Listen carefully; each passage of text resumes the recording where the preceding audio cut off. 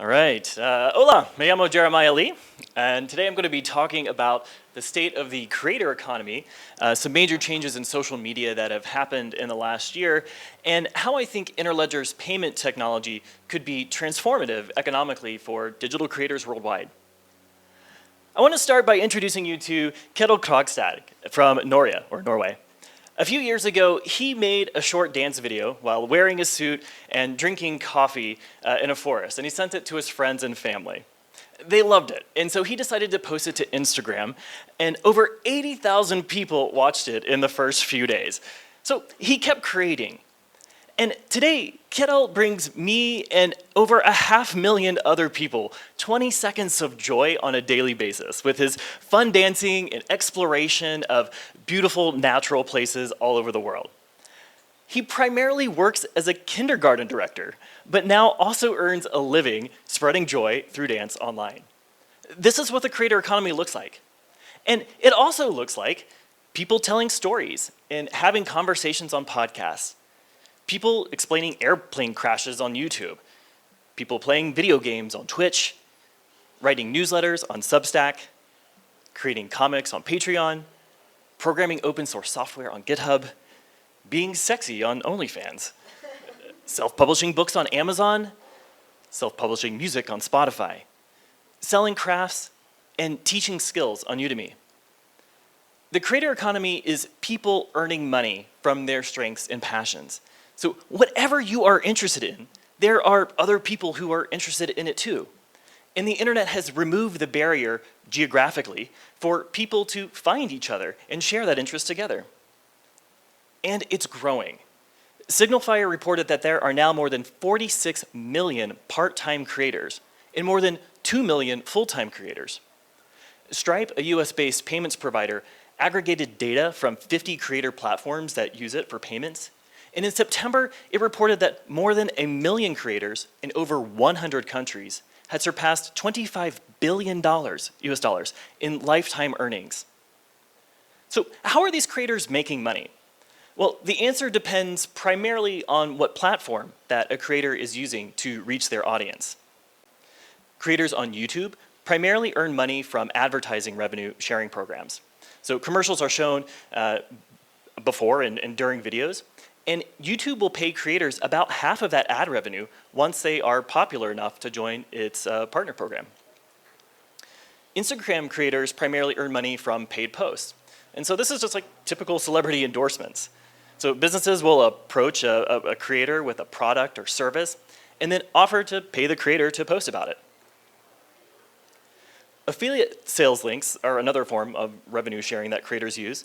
So many online stores will pay people kickbacks of 1% to 5% of purchases to the people who refer a customer.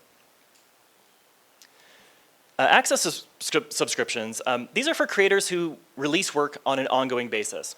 And they have an audience with a high enough interest in their work that they can actually sell access to it. So this takes several forms, from full paywalls to freemium strategies where subscribers get just a little something extra, to just good vibes from supporting something that you enjoy.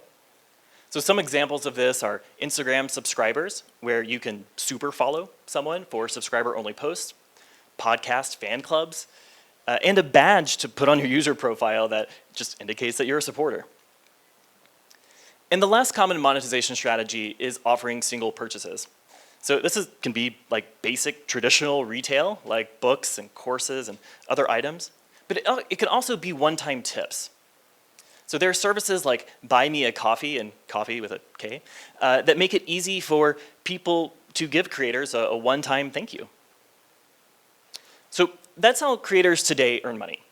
And they all require having an audience of some size.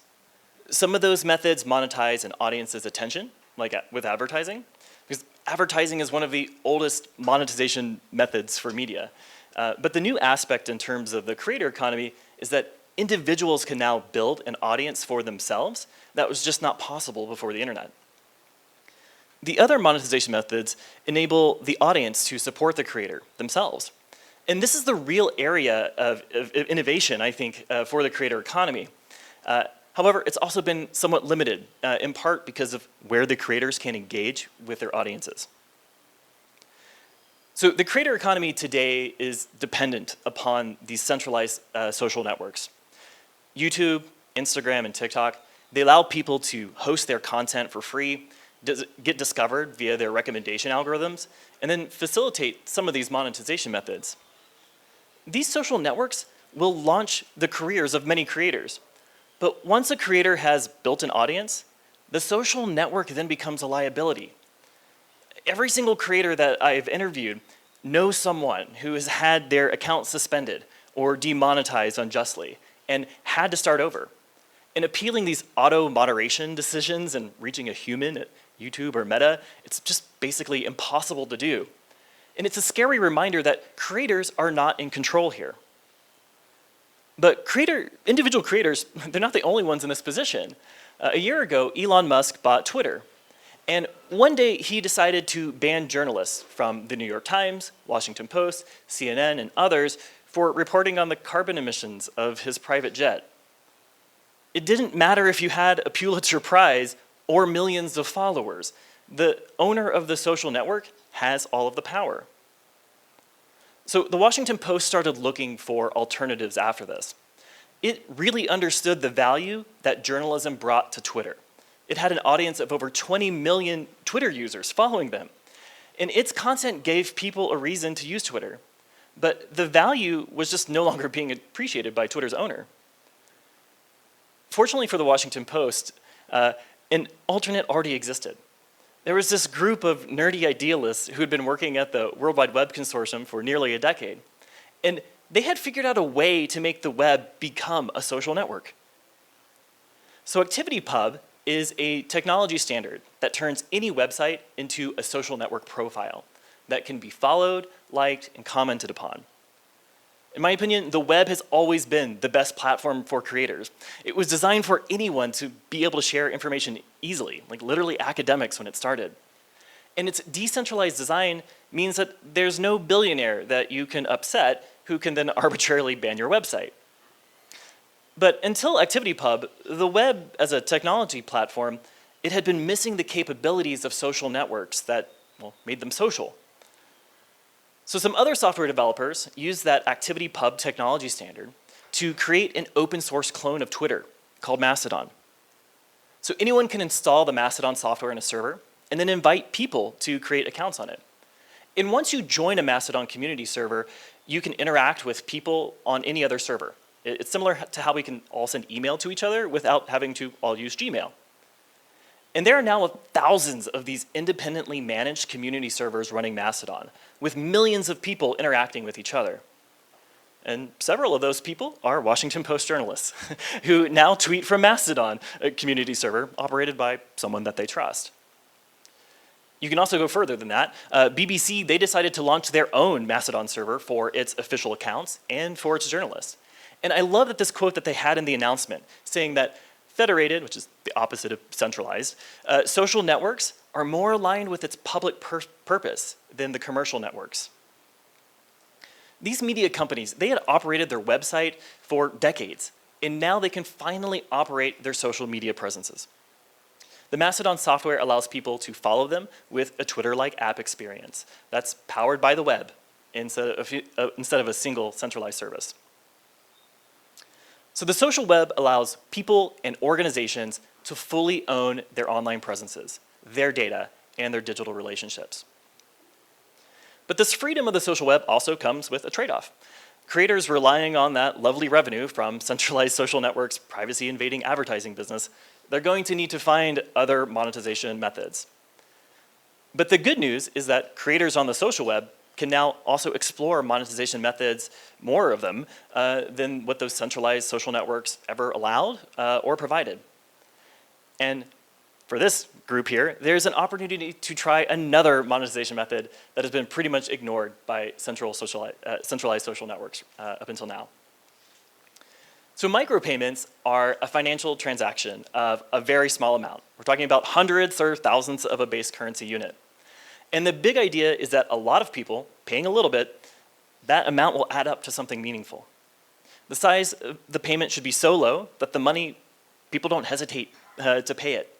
And the payment should happen automagically alongside the activity that you're getting value from. so you don't have to think about it once you've set it up. This is not a new idea. Micropayments are an idea that predate the web even. Ted Nelson first wrote about this in his Project Xanadu work in the 1960s.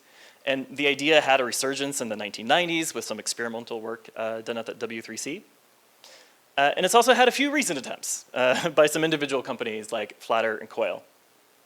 But all of the previous attempts at micropayments, they failed in at least one way. They were geographically limited, they were centralized, they were bolted onto the UX, and they were also locked out of the social media apps where people actually interacted with creators. So a few things are needed to make micropayments finally happen. We need a way to send money to anyone, anywhere, as allowed by law, and it needs to happen electronically and programmatically without much user interaction. Those transaction fees, they need to be obviously less than the payment being made, and there have to be enough people who are willing to join the payment network so that it actually has a network effect. And fortunately for us, the Interledger Foundation and community have been working to address each of these requirements. So first of all, the Interledger network is a global interoperable payment network with the ambition to be accessible to creators and fans in every country. And like the web, it's decentralized, just financial providers. And this gives it the resiliency and reach that a single provider just could never achieve alone. And it's also been designed from the start with multiple currencies and fractional payment sizes in mind. So this is a work in progress. Building a new global payments infrastructure, it's not going to happen overnight. But it is reasonable to believe that it can happen within a decade, with a large portions of the global population able to use it sooner than later. And once we have a viable global payment network, then we need a way for people to be able to use it easily. So the Interledger Foundation has been working closely with the W3C and its members to build payments into the browser as a platform feature of the web. So we need these standards to be defined. We need, in the web monetization proposal, it's being worked on in the Web Platform Incubator Community Group. And then adding support for the Interledger network is being discussed in the Web Payments Working Group. But proposing a standard, it's just a start. It also means convincing browser makers to adopt that standard, or at least support that functionality necessary in a browser extension. And this is complex diplomatic work as much as it is technology. But fortunately for us, web browsers are still a dynamic and competitive space.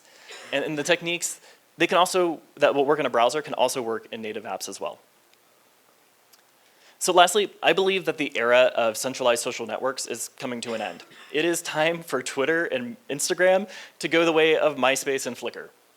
And this time, instead of everyone moving to yet another centralized service that's just new and shiny in a different way, we're going to move to the social web.